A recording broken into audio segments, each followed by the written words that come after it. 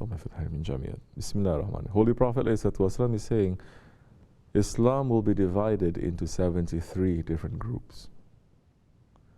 Listen very carefully. He's saying Islam will be divided into 73 different groups. He said this 1400 years ago. And he says 72 of them, they're going to be wrong. They're going to lead you to the hellfire. Only one is correct.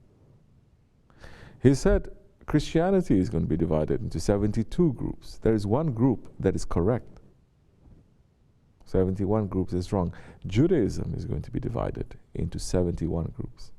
70 wrong, one group that is right. Islam, now the Muslims meaning, there is no exception. There's no exception. Islam is not saying just because you're a Muslim then you're exceptional. No. Just because you're a Muslim now you're going to go to paradise, you're saved. No. If it is, why Allah subhanahu wa ta'ala is saying, oh believers, believe? If you already believe, why is Allah subhanahu wa ta'ala saying, believers, you have to believe? Why are we repeating our shahadat over and over again? So Islam is going to be divided into 73 different groups. One group is correct. The 72, they are wrong. They're going to the hellfire. He did not say, alayhi salatu wasalam, Islam will be divided into 73 groups and all the groups are going to be accepted. It's okay. Like today's majority scholars, they're saying. Whatever group, let's come together. Let's unite. Prophet did not say that. Sahabe-i-kiram did not do that. Hazrat Abu Bakr, Umar, Usman and Ali, especially in the first few years, they went to great hardship and a lot of bloodshed to make sure that the Islam stays in this one group that is on Siratul Mustaqim. Not two, not three, because there were so many other Muslim groups in those times too. There were so many Muslim groups in the time of Hazrat Abu Bakr Siddiq, in time of Hazrat Umar, time of Hazrat Ali, time of Hazrat Usman, so many different kinds of Muslim groups. Like this or like that, it changes. Not only Aqidah, practice too. They change. But they say no, only one group has to continue. This is very important because this is the dua that Allah subhanahu wa ta'ala is making us to say every single time we pray in the Surah Al-Fatiha. Keep us on the Sirat al-Mustaqim. Keep us on the straight path.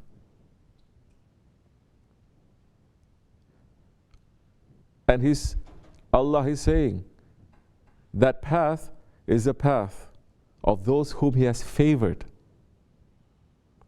There is a distinction there. He's making a very specific definition, meaning there.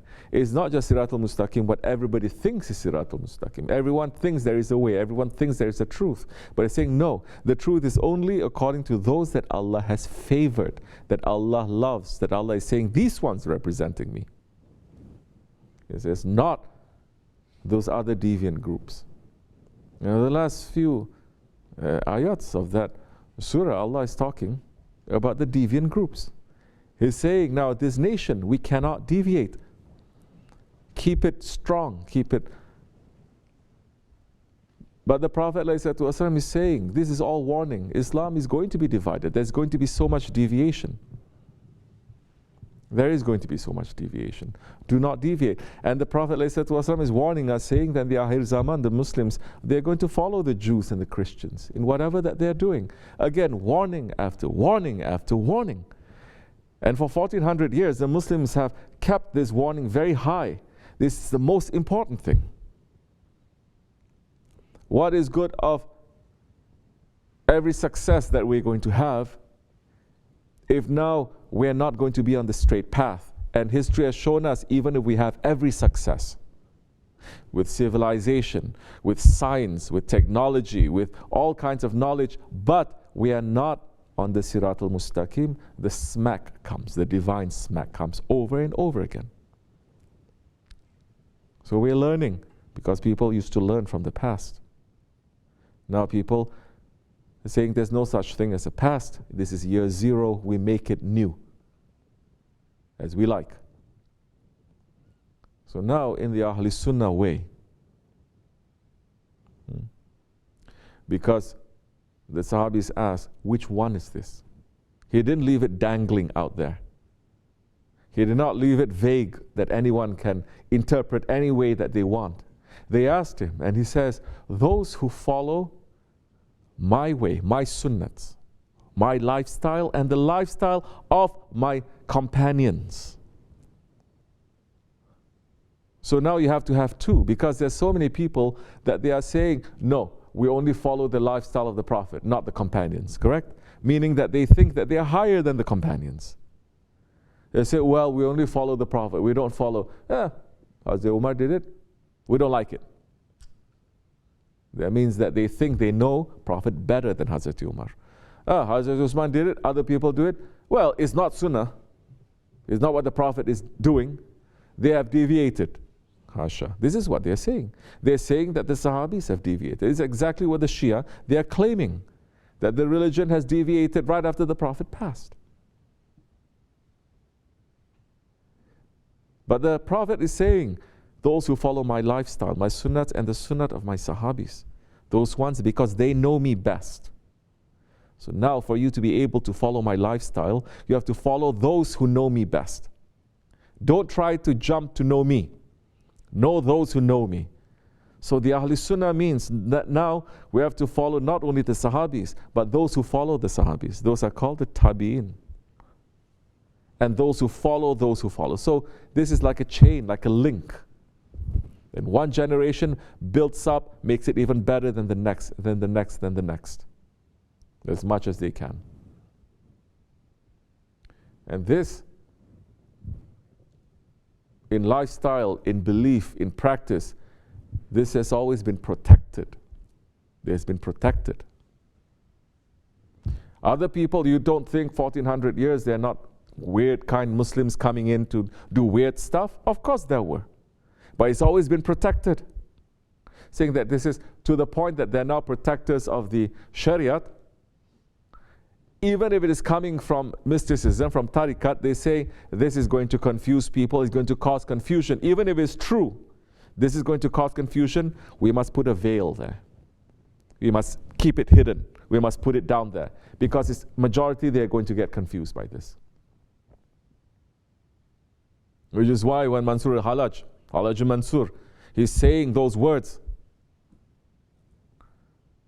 And when he was passing and everyone was throwing him stones. But who was it? The Imam.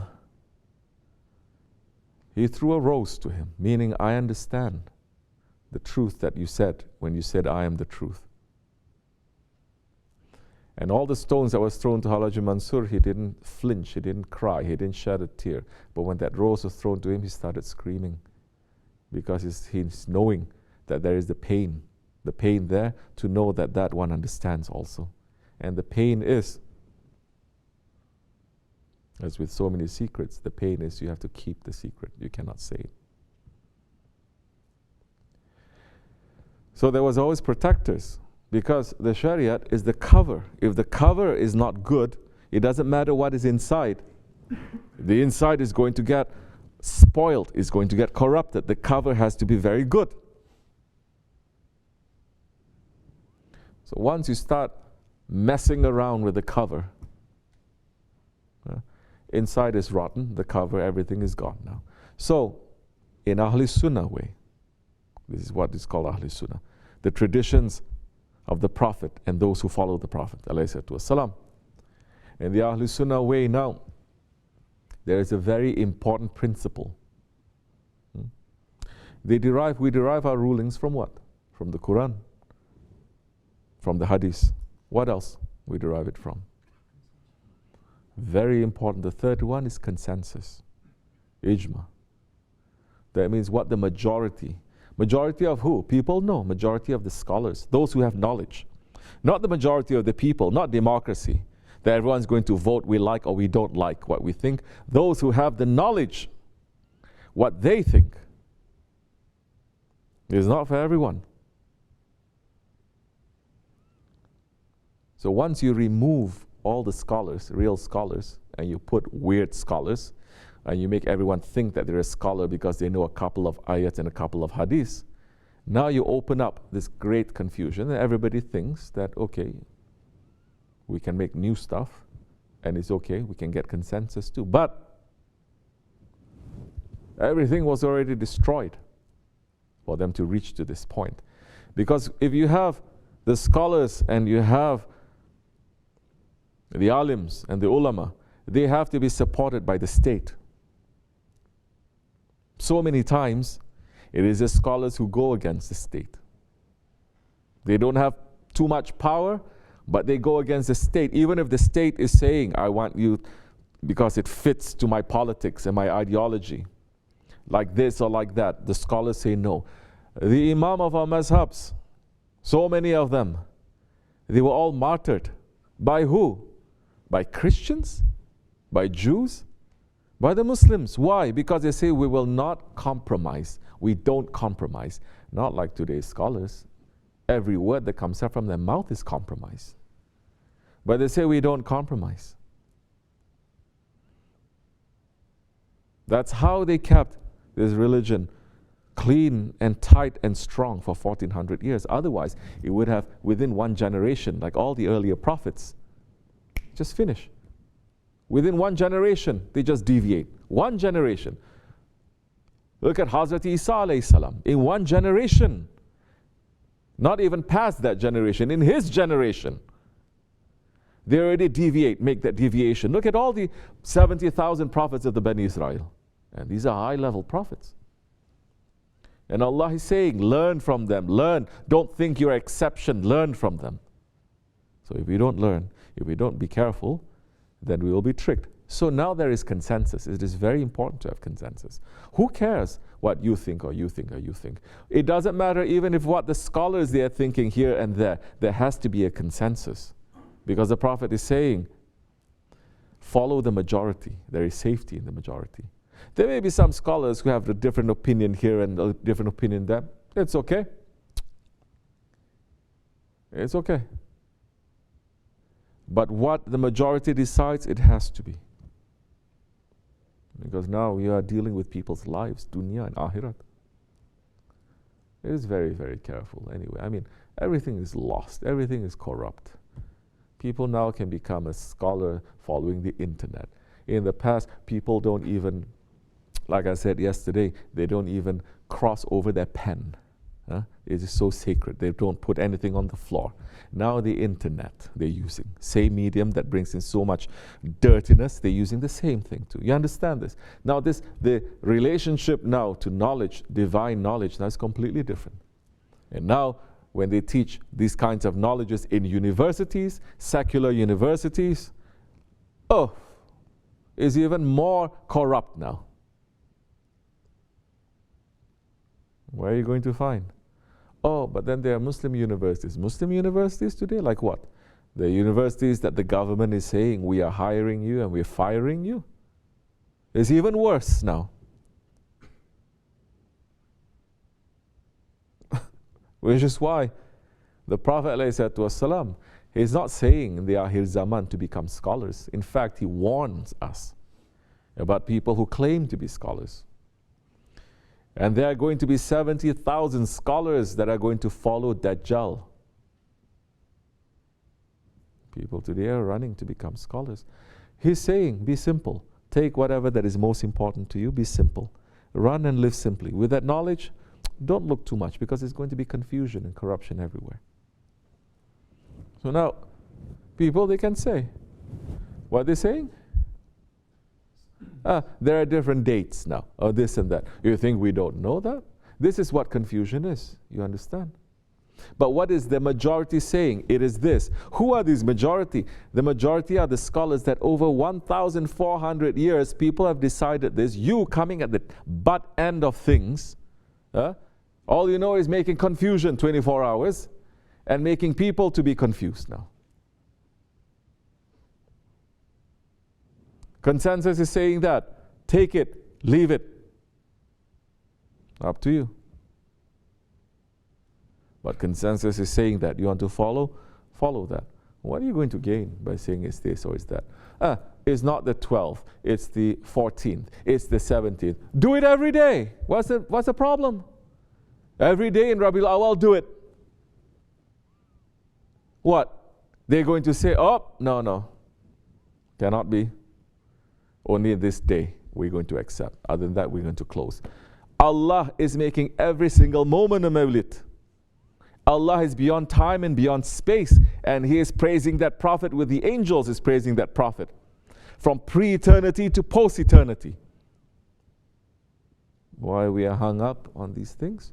Oh, we become like Yahudi. We become like Jews and the Christians. Arguing how many angels there can be on one, dancing on one pinhead. They're arguing. There's a big argument. We've become like that. Idiots. Yeah. Astaghfirullah. So yes, they have so many ways now to try to make people. The whole point is not to give people more good feeling, not to give people more faith, not to give people more strength. It's just to put more doubt, and more confusion, and more confusion. Yeah, it's completely shaitanic. Bismillahirrahmanirrahim. What can we do? Alhamdulillah, we are not responsible for that. You understand? Those are the responsibilities of so many people that they are claiming to become Ghaus, claiming that they are Kutubs, claiming that they are Muftis, claiming they're Shaykhul Islams. It's on their head, it's on their neck. Blood is in their hands, not on ours. Those who have authority, then it is there. They are the ones who are going to pay for that confusion. We pull back. And so I never come forward in these end of times. We pull back.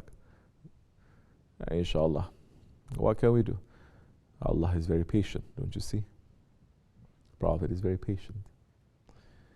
Every day, the blood of the innocent is being spilled on the ground every single day.